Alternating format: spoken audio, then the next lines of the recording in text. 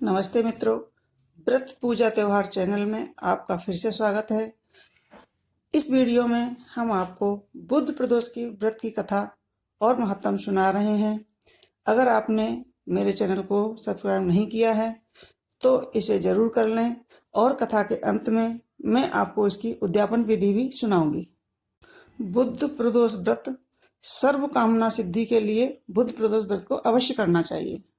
एक बात का ध्यान रखें, त्रयोदशी के दिन जो बार पड़ता है उसी का त्रयोदशी व्रत माना जाता है तथा उसी दिन की कथा पढ़नी और सुननी चाहिए।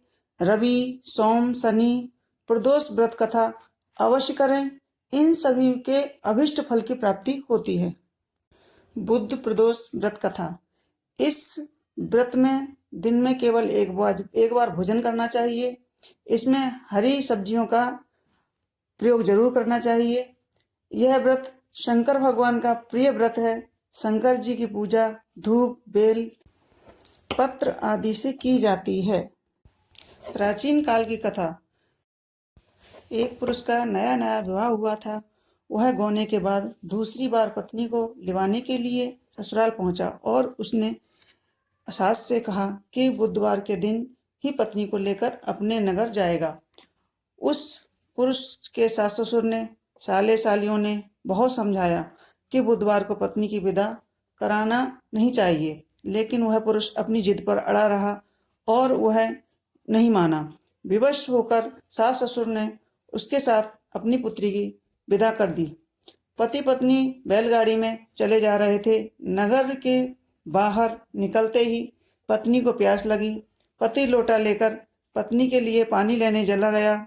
जब वह पानी लेकर लौटा तो उसने आश्चर्य से देखा कि उसकी पत्नी किसी दूसरे पति के हाथ से पानी पी करके हंस हंस कर बतिया रही है। क्रोध में आग बबूला हो गया और उस आदमी से झगड़ा करने लगा, मगर वो यह देखकर आश्चर्य की सीमा न रही कि उस पुरुष की शकल उस आदमी से हूबहू मिलती थी। हम सकल आदमियों को झगड़ते हुए जब काफी देर हो गई तो वहां आने जाने वाले लोग भीड़ इकट्ठी हो गई। सिपाही भी आ गए। सिपाहियों ने स्त्री से पूछा कि इन दोनों में से तुम्हारा आदमी पति कौन है? तो वह बेचारी असमंजस में पड़ गई, क्योंकि दोनों की शक्ल एक दूसरे से बिल्कुल मिलती थी। बीच राह में अपनी पत्नी को इस तरह लुटा देख करके उस पुरुष की आंख भर आई। वह शंकर जी भगवान से प्रार्थना करने लगा कि हे प्रभु, आप मेरी और मेरी पत्नी की रक्षा करो। मुझसे बड़ी भूल हुई जो मैं बुधवार को पत्नी को विदा करा कर लाया। भविष्य में ऐसा अपराध कदापि नहीं करूंगा। उसी की वह प्रार्थना जैसे ही पूरी हुई कि दूसरा पुरुष अंतर्ध्यान हो गया। वह पुरुष सकुशल अपनी पत्नी के साथ अपने घर पहुंच गया।